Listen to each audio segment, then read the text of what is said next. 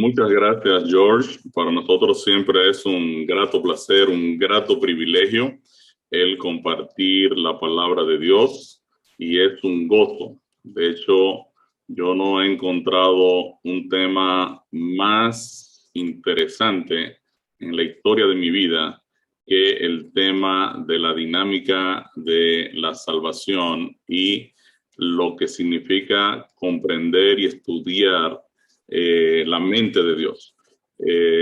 Obviamente es imposible que podamos tener la información completa de todo lo que pasa por la mente de nuestro Dios, pero el Señor se ha revelado en su palabra y nos ha dado mucha información, así que podemos avanzar muchísimo y tener una comprensión bastante amplia del propósito de Dios, lo que Él desea en nuestras vidas y cuál es su plan. Como siempre, antes de iniciar, yo voy a orar, pero quiero tenerle aquí una cita que se encuentra en Salmos 5, 1 al 3. Le voy a pedir a Génesis que nos la lea. Usted la puede buscar también en su Biblia. A veces vamos un poquito rápido porque son muchos los textos bíblicos. De todas maneras, le estamos compartiendo cada noche la presentación. Así que usted va a tener también ahí toda la información. Pero es bueno que usted confirme los textos que vamos presentando, los principios que vamos enseñando, porque la idea es que usted también se convierta en un multiplicador de esta buena noticia. Así que quiero animarlos a no quedarse solo como discípulos pasivos que solo vienen a escuchar, sino que ustedes se conviertan también en maestros. Así que estaríamos bien gozosos de que al momento de hacer esa graduación, que ya Jorge me está diciendo cómo será, no sé si también habrán premios para mí, Jorge. Si yo no sé si estoy incluido en esa lista de las personas que pueden buscar 10 personas y ganarse un libro. El libro es extraordinario. Así que quiero animarlos a participar, a integrarse, a estudiar la Biblia, a preguntar si tiene alguna duda. La idea aquí es que sea un grupo pues bien dinámico, así que no se quede tímido, intégrese, si tiene alguna duda, por favor, póngala en el chat, escríbala, puede también abrir al final su micrófono, hacer la pregunta. Para nosotros siempre será un grato placer que ustedes participen, ya sea que quieran participar con alguna pregunta, con algún comentario, pues todo eso es bienvenido. Así que Génesis, si nos puede leer, por favor, Salmos 5, 1 al 3. Buenas noches.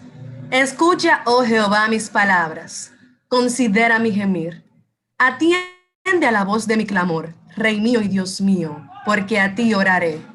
Jehová, de mañana oirás mi voz. De mañana me presentaré delante de ti y esperaré. Excelente. Aquí el salmista está diciendo al Señor, Señor, escucha mis palabras, atiende a la voz de mi clamor. Y todas las mañanas yo me voy a presentar delante de ti y tú vas a escuchar mi voz porque yo delante de ti voy a esperar. Hay una cita muy linda de un libro titulado El Camino a Cristo, la página 70, que dice, conságrate a Dios todas las mañanas. Haz de esto tu primer trabajo. Sea tu oración, tómame, oh Señor, como enteramente tuyo. Pongo todos mis planes a tus pies. Úsame hoy en tu servicio. Mora conmigo y sea toda mi obra hecha en ti. Cada mañana, conságrate a Dios por ese día. Somete todos tus planes a Él para ponerlos en práctica o abandonarlos según te lo indicare su providencia. Es una cita preciosa. Cada mañana nosotros pudiéramos tener una linda reunión de consagración, presentarnos ante Dios antes de salir a la vorágine del día. Cada mañana nosotros, por ejemplo, en nuestro hogar, tenemos una reunión familiar con mi esposa, mis hijos. A veces ellos vienen acurrucaditos ahí y con frazaditas y todo eso. Pero hacemos una reunión muy linda donde ahí cantamos un ratito, pues leemos también una historia, alguna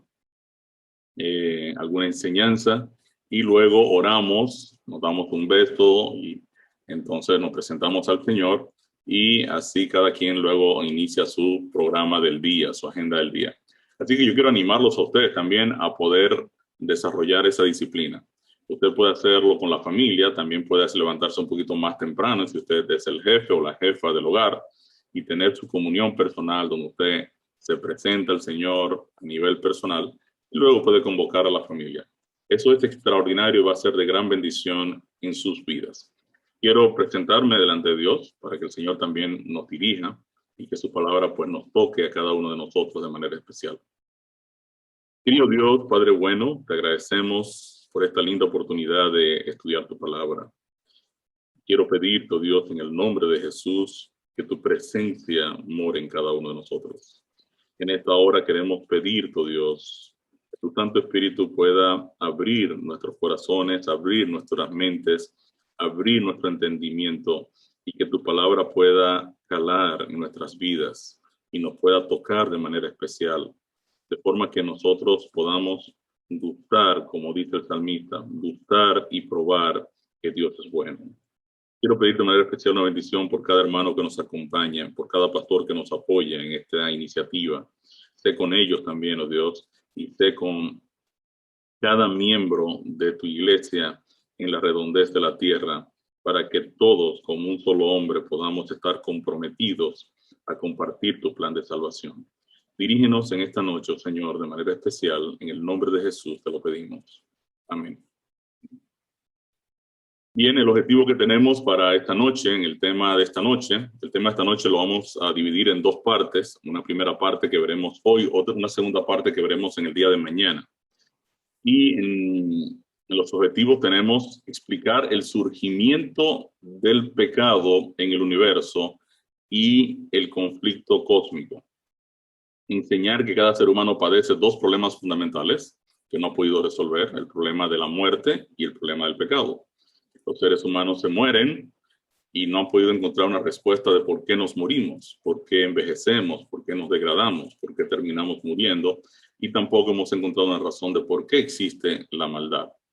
Mostrar que ambos problemas son el resultado del pecado de Adán, mostrar que Adán era la fuente de vida de la humanidad y enseñar que el problema del pecado de Adán nos colocó en una situación de injusticia desde que nacemos. Mostrar cómo Dios asume el problema de nuestro pecado como su problema gracias a su justicia. El texto ancla para el tema de esta noche lo encontramos en Romanos 5:12 y nos dice, Génesis.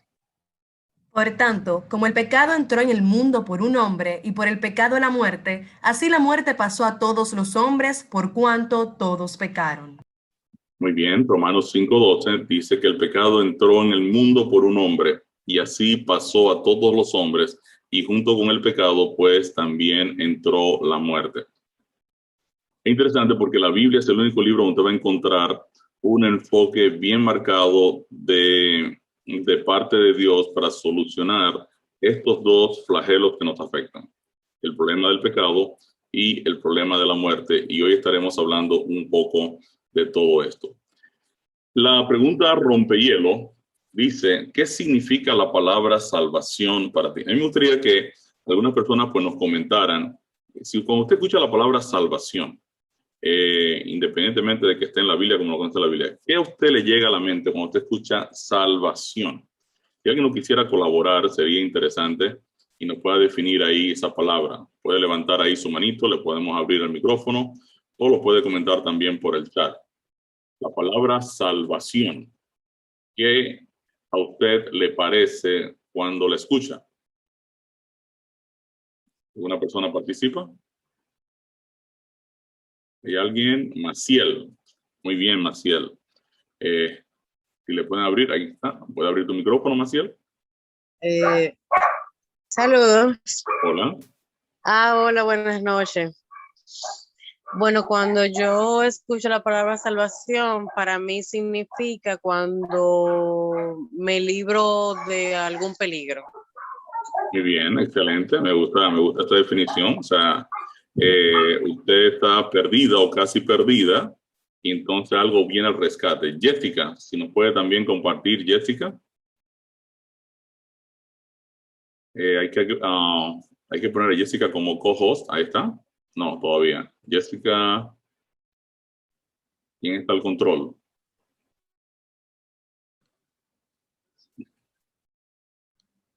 Henry, Cándida y con Jessica. internet, ingeniero. ¿Hay problema con el internet? Sí, siga adelante, ingeniero, siga adelante. Ya está colocada Jessica Buret, ingeniero. Ok. Jessica, ¿puedo abrir tu micrófono? Ok, ¿me escucha? Sí, perfectamente. Bueno, salvación es como dijo mi compañera, cuando uno se siente libre de cualquier adversidad, de cualquier problema que se enfrenta, uno, bueno, dice, wow, estoy salvado. Pero en cuestiones bíblicas, pues entiendo que salvación es cuando uno está haciendo lo correcto delante de los ojos de Dios y procura caminar delante de Dios para adquirir la salvación de nuestra alma.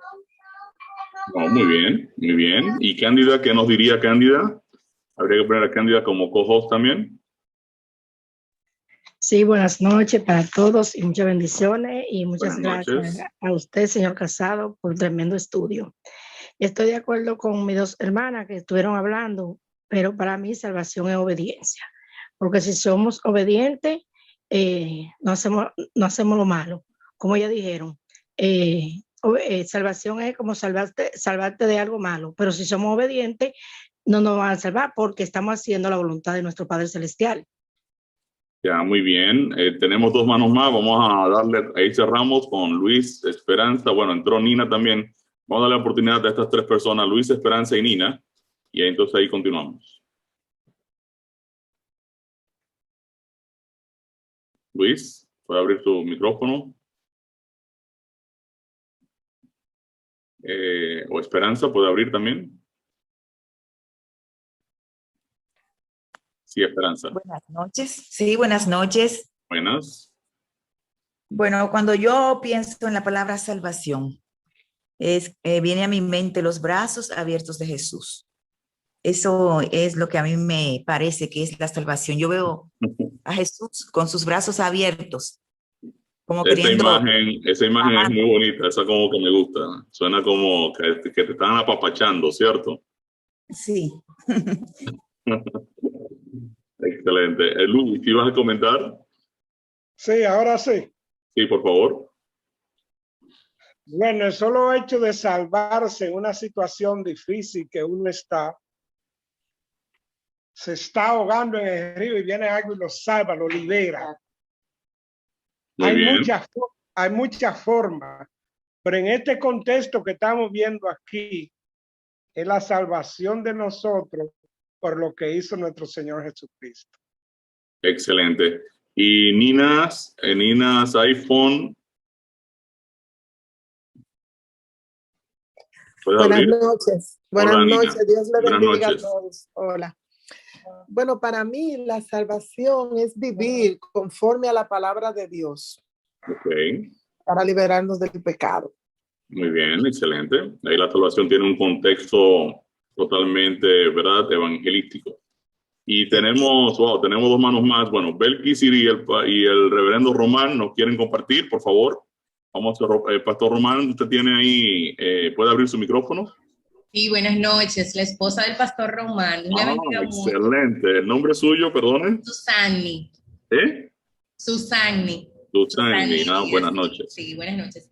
Cuando uno piensa en la palabra salvación, lo que me viene a la mente es sacar de un lugar a una persona la cual está en peligro, la cual corre peligro por una u otra causa. Entonces, alguien viene en rescate de esa persona. Excelente, me gusta mucho también esa definición. Muy bien. Y terminamos aquí con Belkis. Belkis, por favor, ¿puede abrir tu micrófono? Buenas noches, bendiciones.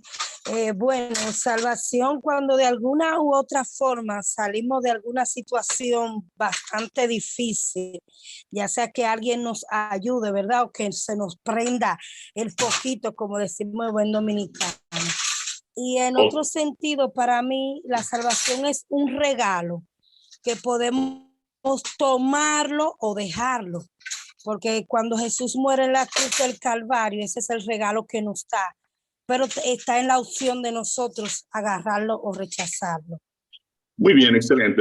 Cuando yo escucho la palabra salvación, no sé, por alguna razón, yo siempre me acuerdo del Titanic. O sea, como que yo vi esta película, la última que hicieron, que se gastaron, creo que fueron como $1.000 millones en hacerla, y ver tanta gente, ¿verdad?, casi perdidas, porque obviamente la palabra salvación está relacionada con algo que está perdido. O sea, cuando algo está perdido y es rescatado. Y yo recuerdo ver todos esos náufragos en la película y para mí fue bien impresionante ver la cantidad de personas, pues, desesperadas, que están en una condición de peligro de muerte. Y cuando algunas eran levantadas, sacadas, metidas al bote, uno puede decir, wow, esta persona se salvó. Una persona que estaba perdida fue salvada. Muy bien, hoy vamos a hablar un poquito en detalle de todo este tema de la salvación. Nosotros vamos a hacer un pequeño repaso de lo que ya vimos en el día de ayer. Hablamos de la palabra de Dios, cuál es su propósito. Leímos 2 Timoteo 3:15, Génesis, si nos lo puede leer, por favor. Y que desde la niñez has sabido las sagradas escrituras, las cuales te pueden hacer sabio para la salvación por la fe que es en Cristo Jesús. Nosotros ayer analizamos que el objetivo de la palabra de Dios es darnos sabiduría en el tema de la salvación por medio de la fe en Jesús. La Biblia es riquísima en muchas informaciones necesarias para nosotros vivir una vida correcta. Nos ayuda también en las relaciones humanas, en las relaciones de pareja, en las relaciones paternales, en las relaciones de hijos a padres. Pero el objetivo fundamental de la palabra de Dios es que nosotros comprendamos cómo somos salvos por medio de la fe en Jesús. Cuando yo analizo este texto de 2 Timoteo 3:15, si la palabra de Dios quiere enseñarme cómo yo puedo conocer el tema de la salvación que yo necesito, pues ya de entrada el texto está en cierta manera implicando que yo estoy perdido. Porque usted no salva lo que está salvo, usted salva lo que está perdido. Entonces, obviamente, si la palabra de Dios quiere enseñarme, darme sabiduría en cómo yo alcanzo la salvación por medio de la fe en Cristo, es que parte de la premisa de que yo necesito salvación o que yo me encuentro en un estado que requiere salvación. Y esto me parece extraordinario, que Dios entonces escribe todo un libro completo de enseñanzas para que yo pueda obtener la salvación. Eso me dice que Dios tiene un grato interés en que yo comprenda y que yo me salve. En la entrega anterior también estudiamos que la fe es el resultado de oír la palabra de Dios. Vimos que toda la Biblia ha sido inspirada por Dios. Vimos que Jesús también confió en las Escrituras y declaró que son verdad. Y vimos que aunque no es su objetivo, la Biblia tiene declaraciones científicas. Vimos también que alcanzamos sabiduría al leer la Biblia y además de leer y escuchar la Biblia debemos ponerla en práctica. Aprendimos que la Biblia está dividida en 2 secciones: Antiguo Testamento, el cual contiene 39 libros, Nuevo Testamento, el cual contiene 27 libros, y que fue escrita por unas 40 personas en un periodo de alrededor de 1500 años y contiene 66 libros, 1189 capítulos, 31,000 versículos, más de 700,000 palabras.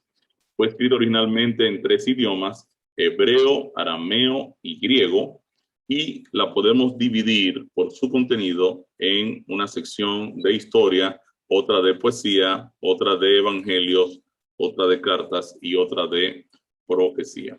Así que básicamente, en términos generales, esto fue lo que vimos. Yo les pasé a ustedes por el WhatsApp las 318 profecías cumplidas en la persona de Cristo Jesús, citadas en el Antiguo Testamento y ahora confirmadas en el Nuevo Testamento. Y esto es para mí bien impresionante, porque las probabilidades de que 8 profecías se cumplan en una persona es un número bien pequeño. Es 1 por 10 a la 57. O sea, 1 entre un número de 1 con 57 ceros. Esas son las probabilidades de que 8 profecías se cumplan en una sola persona. que se cumplan 318, las probabilidades son prácticamente nulas. Así que Jesús es especial porque definitivamente hay una gran cantidad de evidencia bíblica que se cumplen en la persona de Cristo Jesús. Bien, nosotros, antes de iniciar el tema de por qué yo necesito un Salvador, nosotros vamos a hablar un poquito del conflicto cósmico para más o menos entender un poco de dónde surge toda la problemática y luego entonces vamos a concentrarnos en la solución de nuestro problema en todo el resto del programa. Cuando nosotros vamos a la Biblia, nosotros iniciamos diciendo que básicamente existen dos posiciones del punto de vista filosófico o de lo que viene a ser la cosmovisión de dónde surgimos. O somos el resultado de un creador inteligente que nos creó. Le compartimos también un documental,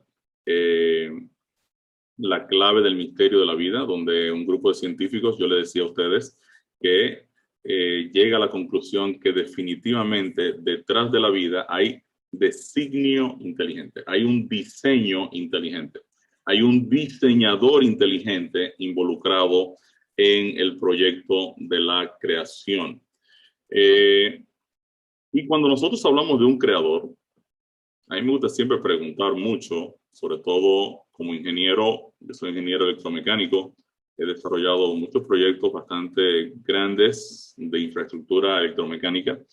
Y lo primero que yo pregunto cuando me solicitaban los servicios era, ¿este proyecto por qué lo están haciendo? O sea, ¿para qué lo van a hacer? ¿Cuál es la función de este proyecto?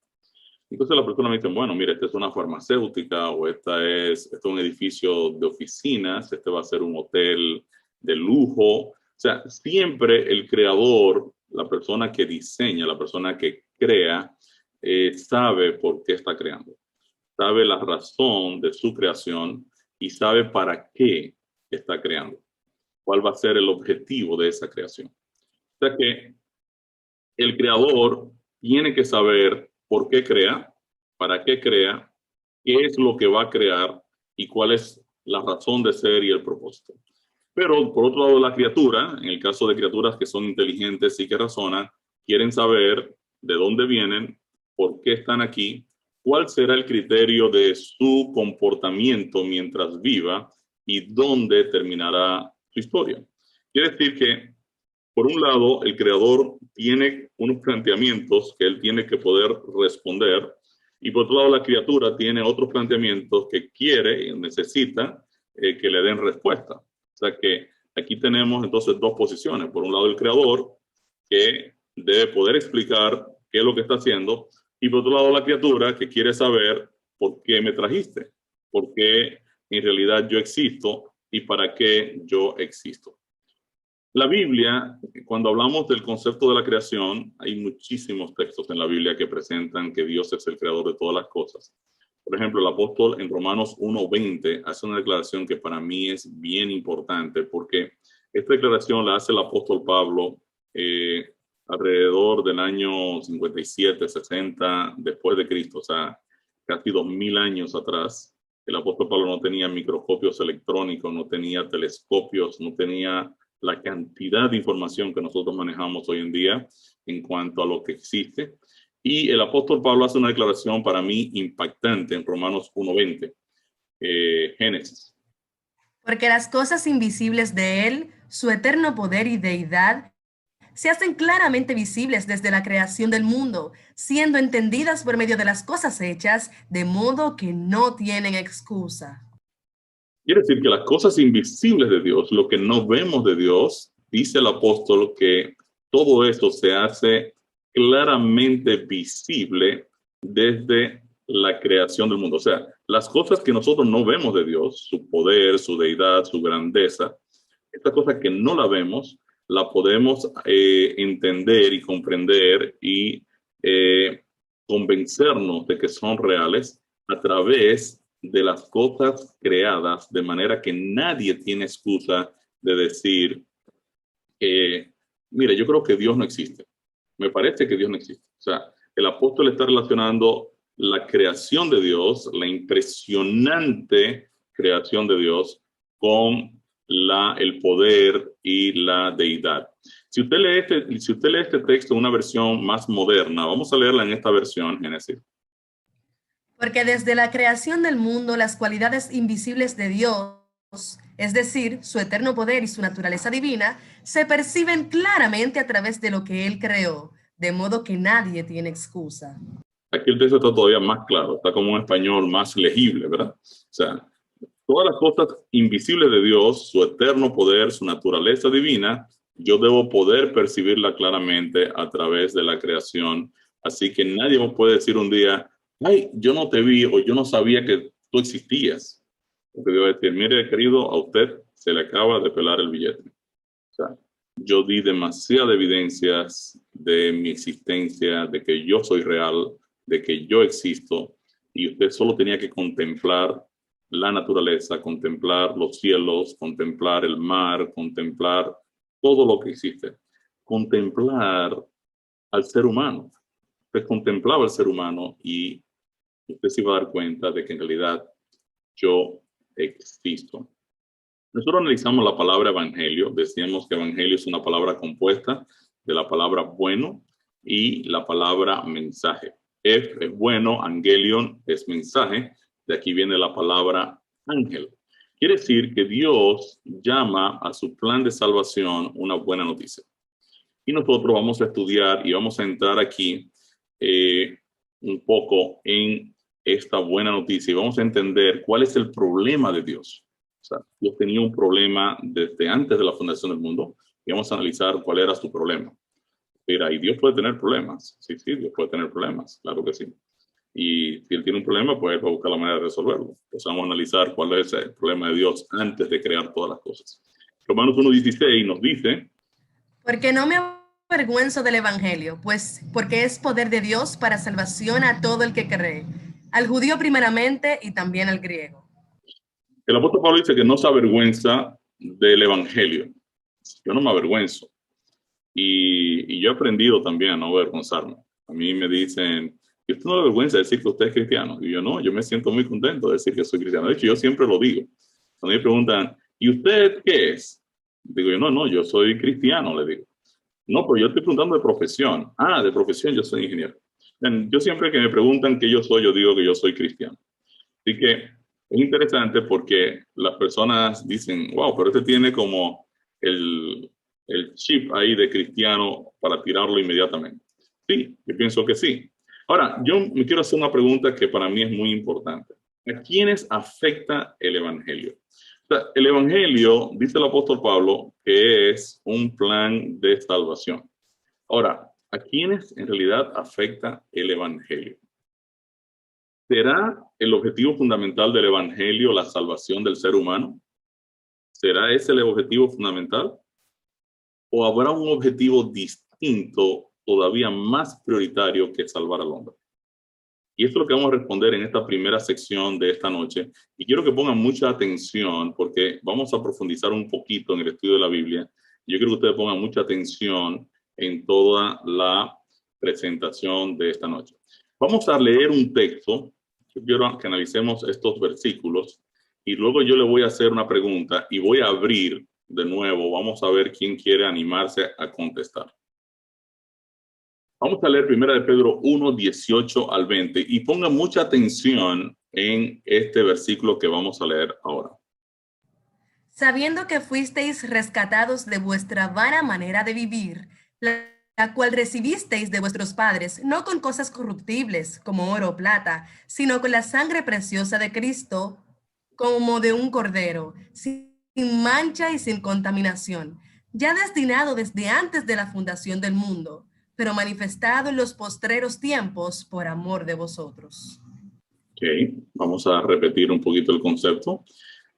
El apóstol Pedro está diciendo que nosotros fuimos rescatados, ¿ven? Fuimos salvados, ¿verdad? Fuimos sacados de un problema. Es como si hubiésemos estado ahogando. Fuimos rescatados de una vana manera de vivir, la cual se obtuvo no con cosas corruptibles como oro o plata. O sea, no se compró con dinero, sino con la sangre preciosa de Cristo, que como un cordero sin mancha y sin contaminación, fue destinado desde antes de la fundación del mundo.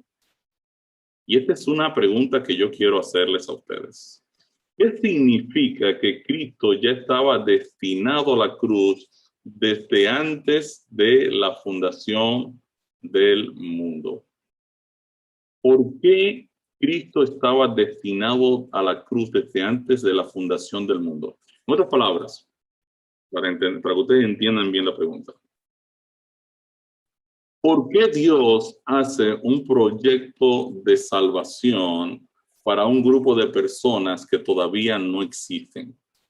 Es como que yo hiciera un plan para sacar a mi hijo de un pozo en el que se ha caído y lo quiero rescatar, lo quiero salvar, pero yo no me he casado y todavía no tengo hijos. ¿Qué sentido tiene que Dios haga un plan desde antes de la fundación del mundo, cuando todavía no existen las personas que necesitan ser salvadas? ¿Alguien quiere comentar? Joanny.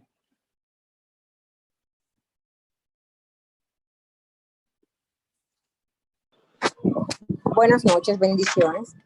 Gracias.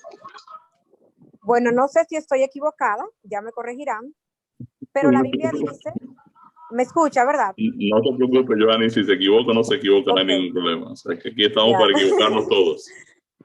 La Biblia nos dice que Dios conoce todo, lo pasado, lo presente y lo futuro. O sea, que si Dios conoce todo, ya desde antes de existir el ser humano, Dios tenía entendimiento de lo que podría pasar. O sea, no era algo, podría decirse a ciencia cierta, porque los humanos tenemos libre albedrío y podíamos decidir si pecar o no pecar. O sea, que ya Dios conocía de antemano lo que podría suceder, y por eso creó el plan de redención, por así decirlo. Ahora, quédate ahí en línea. ¿Borré tu nombre? Joanny. O sea, Dios ya sabía lo que iba a pasar. Ahora, la pregunta aquí es también, para que me la aclares un poquito, ¿para qué Dios va a crear un mundo que va a colapsar y va a poner luego en riesgo la vida de su hijo, si mejor se hubiese ahorrado el problema de no crear nada y no termina en la cruz? Esa es la pregunta que está también de fondo, ¿sí? Ok. Vuelvo y repito, tenemos libre albedrío. Siempre tenemos dos opciones, o la opción de irnos por el camino del bien o la opción de irnos por el camino del mal. Entonces, a eso se refiere. Como tenemos varias opciones, nuestro futuro, por así decirlo, depende de las decisiones que tomamos. Muy bien. Raidel Espinosa, por favor, póngalo aquí de co-host. Y Daira y José Miranda. Vamos a ir a terminar con esos tres. Buenas noches. Sí. Buenas noches. ¿Cómo está usted? Buenas noches, Raidel. Dios te bendiga. Bien, amén. Bueno, esta respuesta yo la veo de esta manera. Partiendo del hecho de que Cristo es coeterno, o sea, existe desde antes de la fundación del mundo, el propósito de Dios es crear el mundo precisamente para crear finalmente el hombre, máxima expresión de la creación. Y en esta creación, pues, a su imagen y semejanza, el hombre iba a gozar de la libertad de amar a Dios, pues, valga la redundancia, libremente. Pone ya en ese margen porque claro, esto se va de un misterio, ¿no? Que es el hecho de que Cristo nos crea a nosotros con esa libertad de amar, porque, o sea, para que sintiéramos el amor de Dios y a la vez también manifestar el amor hacia Dios. En ese margen podíamos nosotros hacer uso de nuestra libertad libremente y pues entonces hacer que perdamos el derecho que teníamos sobre todo lo que nos había dado Dios sobre el mundo. En ese diseño, en esa parte de la creación, pues ya Dios tenía como pensado eso y tenía ya la respuesta a la redención, que justamente en el Génesis se da en el capítulo 3, ya lo marcó pues con la primera profecía, que es cuando le condena a la serpiente, le dice que la simiente la herirá en la cabeza y tu simiente, o sea, y tú la herirás en el calcañal. Entonces ya podemos ver que ya existía esta predestinación por parte de Cristo, ¿no? En esta situación. Bien, Daira y José. Daira primero y luego José. Buenas noches, bendiciones. Gracias, pastor. Esa pregunta que usted nos pone acá, para mí es un reflejo tanto del conocimiento que Dios mismo tiene o tenía de su creación desde antes de crearnos, y un reflejo a la vez del amor que Dios siente por nosotros. Me explico. Cuando usted pone el ejemplo en lo natural de esa persona que aún antes de casarse ya está preocupado por las cosas que entiende que el hijo va a necesitar, es un gran reflejo del amor que ese padre siente por ese hijo, que incluso antes de concebirlo ya está preocupado por sus necesidades. Entonces el Señor, consciente, conociéndonos antes de crearnos, y conscientes de que en esa libertad que Él nos daría podíamos perfectamente fallar. Entonces, para suplir esa necesidad que nosotros tendríamos por nuestra debilidad y el pecado que en nosotros existe, entonces me recuerda también esto, el verso que plantea, que porque de tal manera amó Dios al mundo, que dio a su Hijo unigénito para que todo aquel por Él crea no se pierda, mas tenga vida eterna. Es decir, dar a Cristo como parte de la salvación para nosotros. Entonces, para mí, en resumen, ¿qué significa que Cristo estaba destinado a la cruz desde antes de la fundación del mundo? Significa que Dios, el Señor, conoce su creación a la perfección, y que además, para que no nos perdásemos en reflejo de ese gran amor para salvarnos, lo tenía ya concebido para que fuese sacrificado en la cruz para redención de nuestros pecados. Muy bien. José Miranda. Sí, buenas noches, señor Ricardo. Hola, José. Dios te bendiga mucho.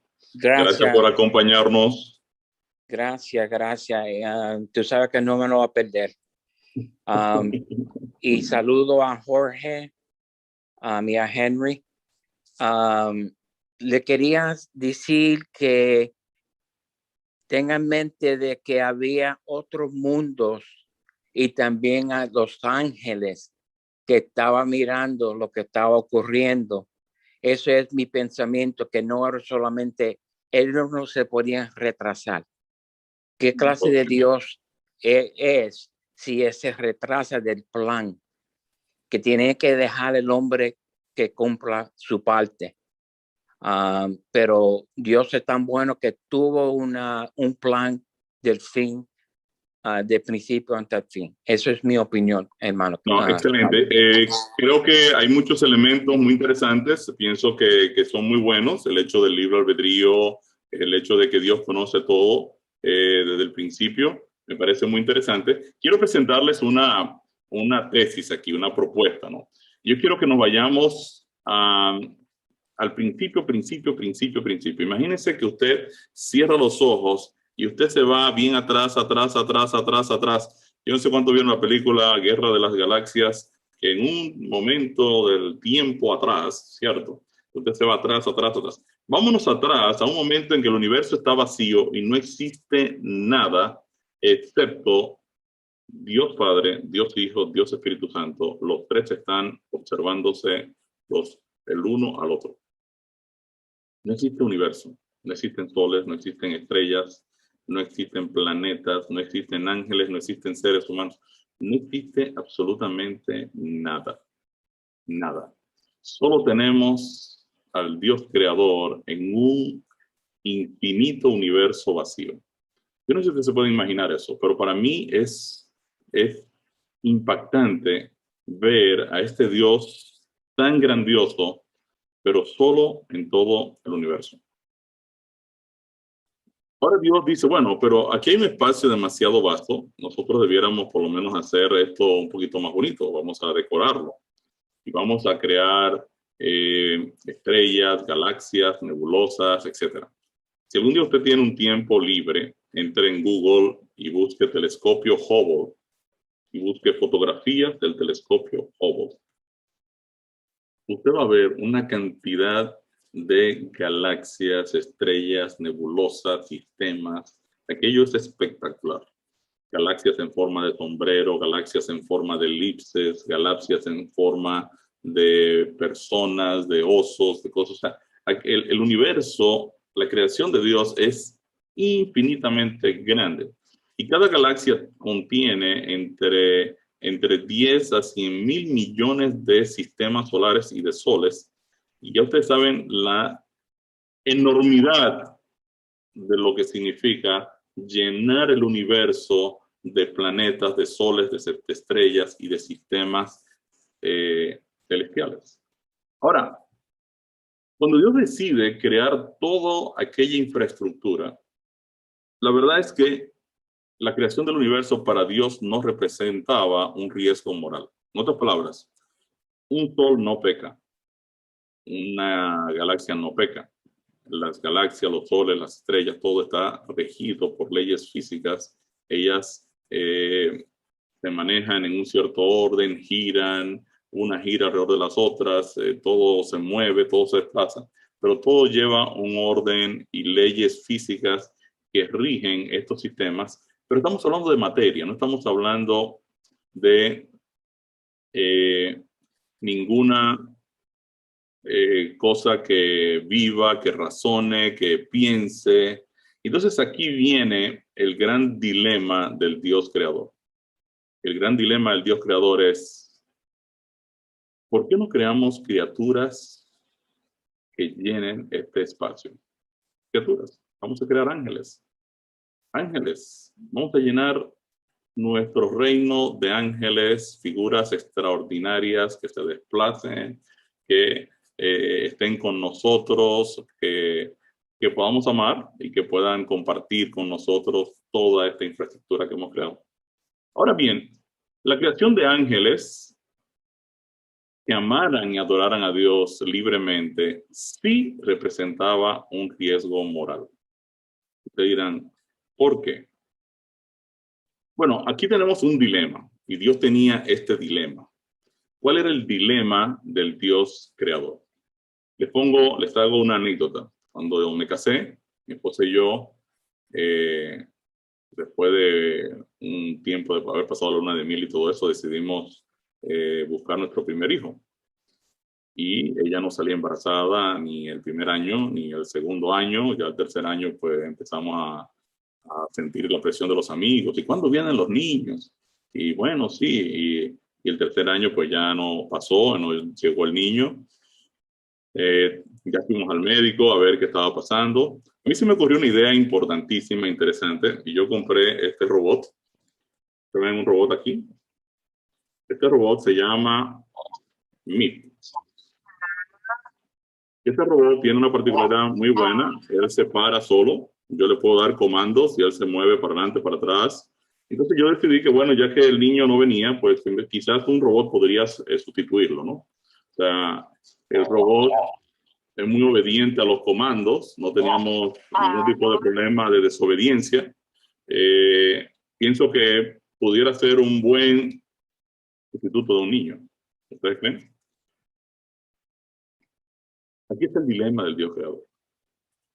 Dios tenía la posibilidad de crear ángeles robots que dijeran, te adoramos, Señor, te alabamos, Señor, te adoramos, Señor, te alabamos, Señor, por toda la eternidad. Quizá un día se apagaran todos los ángeles y hoy, ¿qué pasó? Hay que recargar las baterías. Vamos a recargar las baterías de los ángeles. ¿No? Te alabamos, Señor, te adoramos, Señor. O crear ángeles libres, con libre albedrío. Y este es el gran dilema del Dios creador. Obviamente, crear ángeles libres que amaran a Dios, lo sirvieran por amor, tenía un riesgo. Un día los ángeles dijeran, no te queremos amar. Hoy no queremos amarte.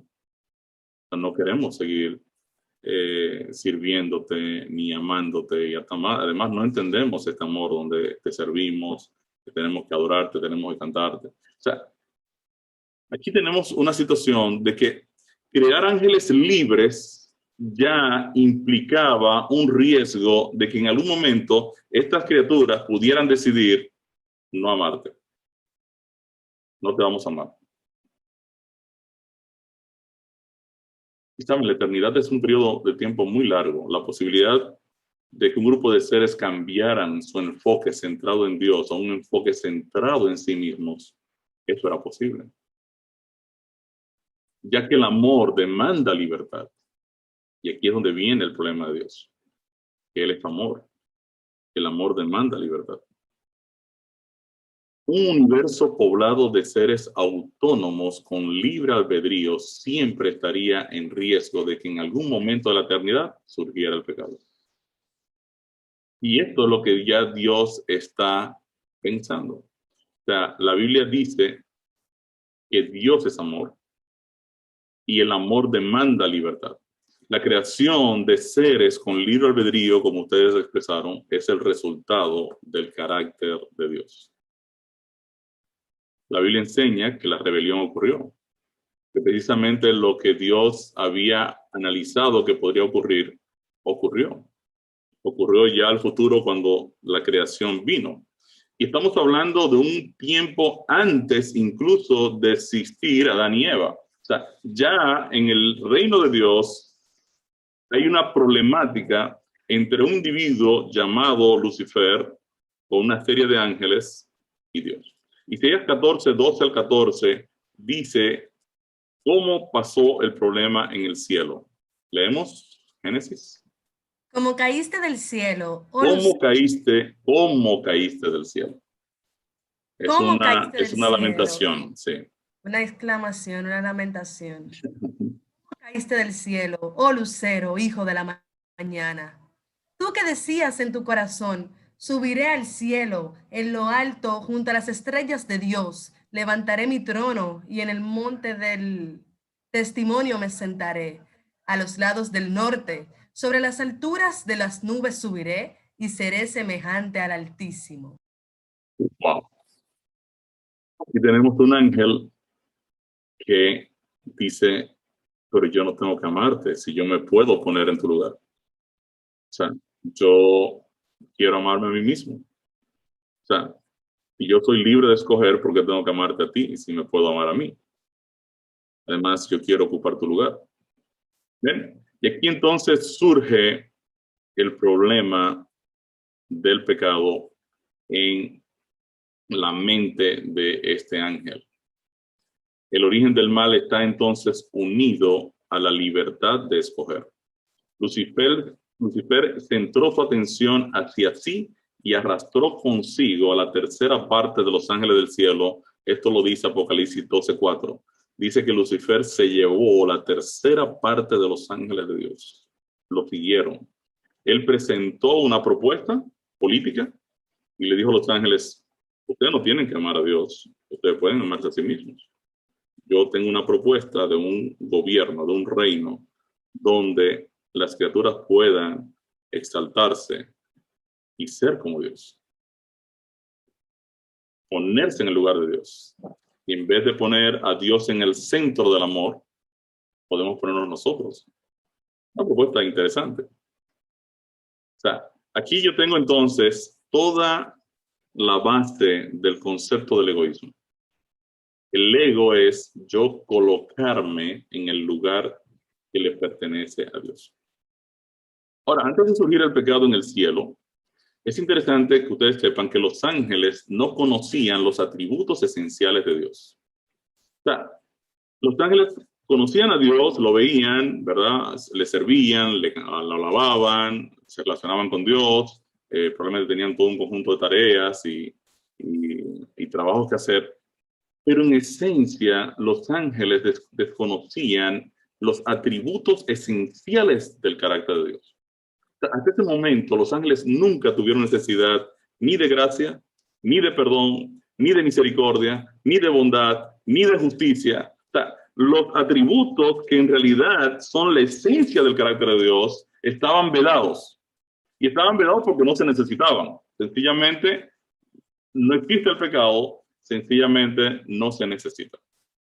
Entonces, al surgir la rebelión, cuando surge el problema, un grupo de ángeles deciden montar tienda aparte, deciden irse a la propuesta luciferiana. Y ahora la pregunta viene, ¿cómo enfrentaría Dios la situación? Hay tres opciones, posible quizás más, pero por lo menos hay tres opciones principales que Dios podía tomar. O sea, tres decisiones que Dios podía tomar para resolver este conflicto. La primera sería destruir los ángeles malos. Surgieron un grupo de ángeles rebeldes, vamos a destruirlos. Ahora bien, la destrucción de los ángeles malos provocaría un cambio en la actitud de los ángeles buenos.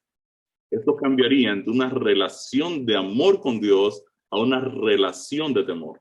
En otras palabras, los ángeles que se quedaron del lado de Dios hubiesen dicho, wow, pero si nosotros no obedecemos a Dios, nos van a cortar la cabeza. Entonces esa opción queda descartada, porque Dios no quiere un grupo de criaturas que lo sirvan por miedo, porque Él es amor. Lo contrario del amor no es el odio, lo contrario del amor es el miedo. La segunda opción era destruir ángeles malos y ángeles buenos. Destruir todos los ángeles.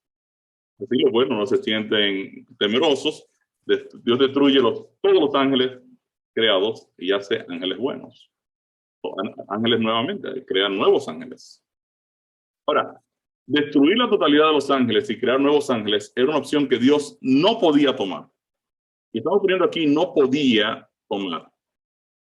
Y Dios no es un Dios omnipotente que todo lo puede. La justicia de Dios le impediría tratar a los ángeles fieles como si fuesen infieles. Y aquí nos vamos a detener en este concepto. La omnipotencia de Dios es limitada. Pero Dios todo lo puede. Sí, pero hay muchas cosas que Dios no puede hacer. No es que no quiere, es que no puede. Y usted dirá, pero ¿y cómo va a ser? Si Dios todo lo puede. No, Dios todo lo puede en cosas como crear el universo. Se necesita una omnipotencia para usted crear un sol, con su palabra. ¿Cierto? Ahora, hay muchas cosas que Dios no puede hacer. Por ejemplo, Dios no puede mentir. No puede ser infiel.